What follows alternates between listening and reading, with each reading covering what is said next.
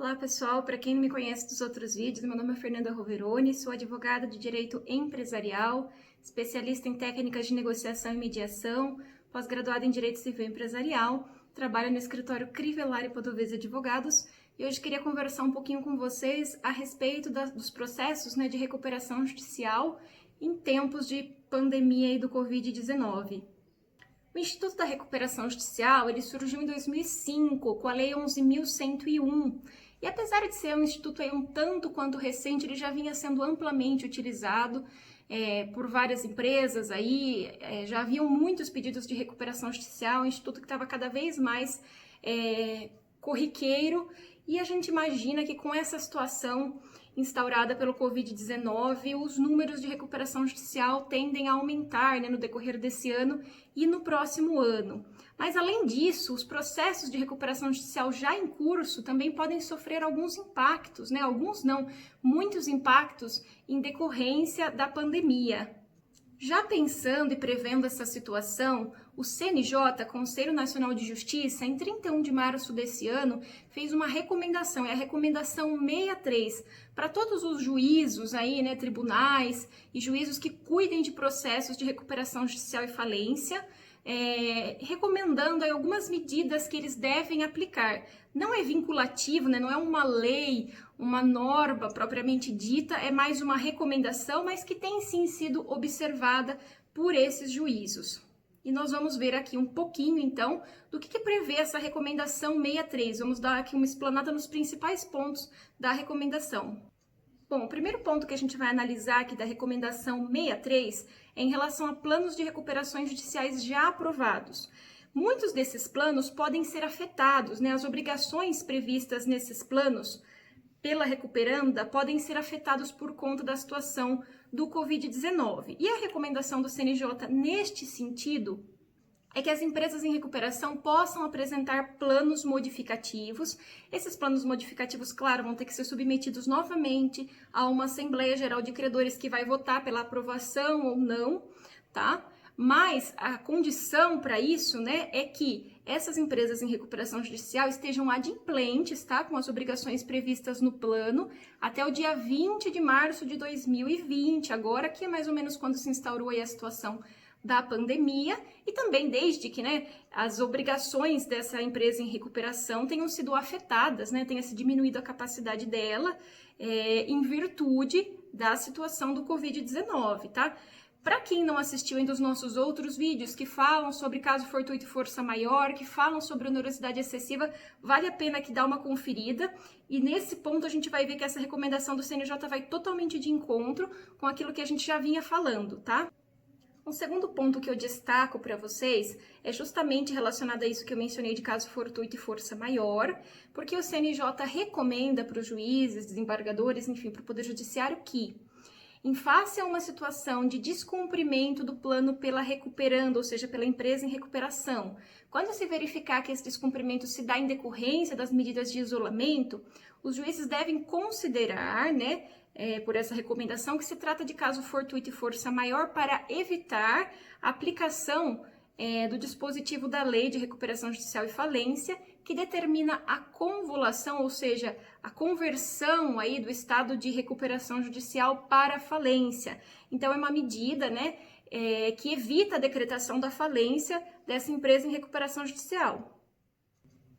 O terceiro ponto que eu trago aqui é a recomendação para que se prorrogue o stay period, que é um estado, um período de suspensão que ocorre no processo de recuperação judicial, em que as ações e execuções em face da empresa em recuperação fiquem suspensas. Em regra, esse período costuma ser de 180 dias a partir da decisão que defere o processamento da recuperação judicial. Porém, mesmo não sendo decorrente do Covid-19, a gente sabe que muitas vezes na prática os juízes acabam prorrogando esse período de suspensão. Mas aqui nessa recomendação 63 vem de modo expresso a sugestão para que os juízes então prorroguem esse período de suspensão, caso a Assembleia Geral de Credores, que é a que vota o plano de recuperação, não possa se realizar justamente devido a essa situação do Covid.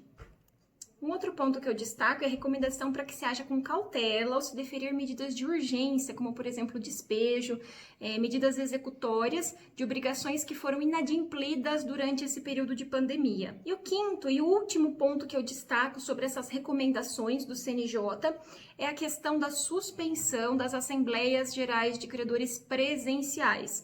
Então, o CNJ recomenda que se suspenda as assembleias presenciais, tendo em vista a sua situação do Covid, e para que em casos excepcionais, nem que se faça necessária a assembleia, então que ela se realize de modo virtual, tá? Essa é a última recomendação aí que eu destaco. Na prática, como que tem funcionado, né?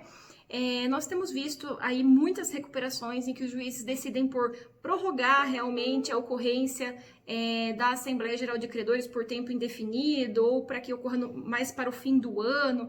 Em algumas até chegam a marcar datas, né, mais distantes, como por exemplo agosto, setembro. Em outros casos, né, os juízes têm marcado assembleias virtuais, né, desde que também recuperando, administradoras se manifestem nesse sentido. Os juízes costumam ouvir muito a empresa em recuperação e a administradora judicial sobre a viabilidade de se fazer a assembleia virtual, porque exige aí toda uma estrutura, uma preparação para isso, né, os recursos tecnológicos necessários, e tem alguns casos em que isso não é possível, né? Geralmente grandes recuperações judiciais, de usinas que envolvem produtores rurais, pequenos produtores, muitas vezes que não têm aí esses recursos suficientes, né, o manuseio necessário para esses recursos, e que se torna inviável aí a realização da Assembleia Virtual, se acaba prorrogando, né? Tem até um caso que, por sinal, ocorreu hoje, uma decisão aí publicada, que o juiz acabou marcando uma Assembleia física, mais para frente um pouquinho mais, considerando que a administradora e recuperando se prontificaram a adotar todas as medidas ali de cautela, né, para seguir as recomendações de saúde aplicáveis.